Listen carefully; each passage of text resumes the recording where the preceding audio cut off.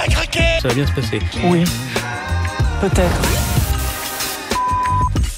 Plus les jours passent, plus François Bayrou s'enlise dans cette sordide histoire d'agression sexuelle au sein du lycée Bétharram. Samedi 15 février, le Premier ministre a rencontré Alain Esquer, le porte-parole des victimes de Bétharram, dont on va écouter une partie de la déclaration pour bien comprendre la gravité de l'affaire. Je pense en ce moment à tous ces coups, à ces 21 gifles données à un élève de 15 ans, juste pour avoir sorti un livre non autorisé par un surveillant qui aujourd'hui est tranquillement adjoint au maire d'une petite commune béarnaise. À ces humiliations répétées du perron où nous attendions, terreur au ventre et nez contre le mur, le tabassage en règle à venir. À ces camarades qui se retenaient d'aller aux toilettes et préférant uriner dans leur lit plutôt que de solliciter le surveillant pour s'y rendre. À ces mises à l'air dans le bureau du surveillant général qui jouissait de cette scène et à toutes ces agressions sexuelles. Monsieur le Premier ministre, entendez comment ça fait mal à chacun de nous retrouver ici pour dénoncer l'omerta. Interviewé par la presse après la déclaration d'Alain Esquer, François Bayrou a enchaîné des propos très douteux, à commencer par celui-ci. Quand j'ai appris en 1996, alors que j'étais ministre de l'Éducation nationale, la première plainte pour une claque, j'ai fait organiser une inspection générale de l'établissement.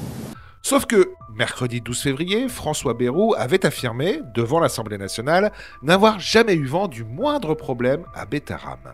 J'affirme que jamais je n'ai eu la moindre information. Autrement, je le répète, est-ce que vous croyez que nous aurions scolarisé nos enfants dans un établissement où de tels soupçons auraient lieu? François Bayrou prétend aussi que le rapport sur le lycée Bétharram ne signalait aucun dysfonctionnement grave. Cette inspection a donné lieu à un rapport que vous avez lu hier et qui était un rapport au bout du compte rassurant. C'est faux, comme le prouve ce reportage du 10 avril 1996, avec des témoignages de comportements barbares vis-à-vis des élèves. Dans les Pyrénées-Atlantiques, les gendarmes enquêtent au cœur du lycée Notre-Dame, un établissement bien connu dans la région pour la qualité de son enseignement, mais aussi pour sa discipline de fer. Justement, des parents viennent de porter plainte pour coups et blessures.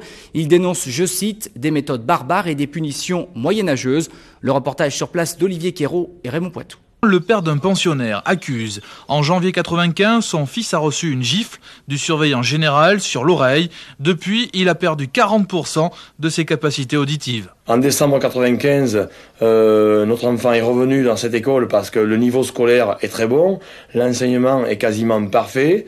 On ne pensait pas qu'il y aurait récidive. Bien, il y a eu récidive. Là, c'est un surveillant de dortoir qui l'a mis au perron, dehors, au bord de l'eau, avec une température de 0 degré, en slip, en t-shirt, en sandalettes, 1 heure de temps. C'est très dur. François Bayrou avance aussi qu'il ne connaissait pas le père Caricard, l'ancien directeur du lycée Bétharram, accusé de nombreuses agressions sexuelles sur des élèves. Je ne connaissais pas cette personne. C'était le directeur de l'établissement dans lequel vos enfants étaient scolarisés. Eh bien, je ne le connaissais pas. Là encore, le témoignage d'un ancien élève de Bétharram, Jean-Marie Delbos, met à mal la version de François Bayrou.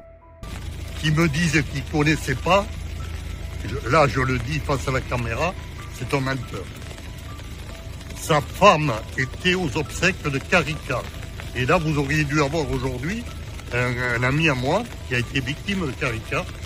Et la femme de Bayrou est aux obsèques de Caricard. Bref, François Bayrou oublie les choses quand ça l'arrange, change de version en cours de route et a encore l'audace de déclarer ceci. Croix de bras, croix de fer.